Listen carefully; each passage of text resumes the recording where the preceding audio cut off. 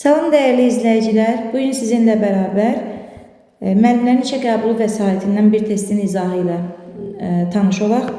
Testin tələbi qonşu evdən un aldı, xəmir yaydı, 1001 ətirli çörək bişirdi cümləsi ilə bağlı neçə fikir doğrudur? Biz baxaq cədvəldə verilən fikirlərdən neçəsi doğrudur və təhlil edək. Cümlədə 3 təsirli hallı söz işlənmiş və hər biri isimdir. Baxaq. Qonşu evdən un aldı, təsirli haldadır. Bəli, qeyri-müəyyəndir, isimdir həm də un. Unu aldı, müəyyənliyə çevirmək olur. Xəmir yaydı, xəmir isimdir, təsirli haldadır. Yaydı, xəmiri yaydı. Bəli, bu da doğrudur. 1001 ətirli çörək bişirdi. Çörəyi bişirdi, təsirli halda, yəni də qeyri-müəyyəndir, isimdir. Doğru bənddir, amma yanlış verildiyi üçün bu tələbə uyğun deyil. Keçirik növbəti bəndə.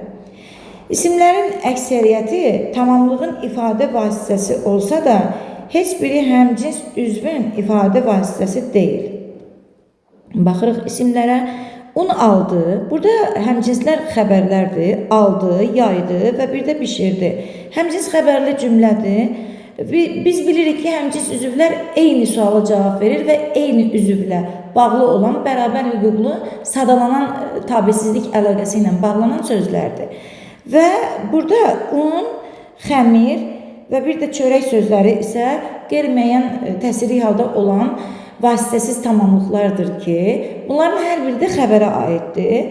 Və burada da doğru bənd verildiyindən ikinci bəndi biz artıq doğru saymış oluruq. İkinci bəndi düz götürək. Növbəti fikrə baxaq. Altından xətt çəkilən hissədəki isimlərin ikisinin feillə əlaqələndiyini əminliklə demək olar. Yanlış verib fikrim. Altından xətt çəkilmiş qonşu evdən un aldı. Un aldı, evdən aldı. Bəli, bunu əminliklə demək olar.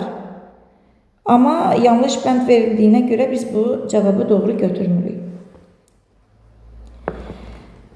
Sifətin sualına cavab verən sözlərdən biri morfoloji cəhətdən isimdir.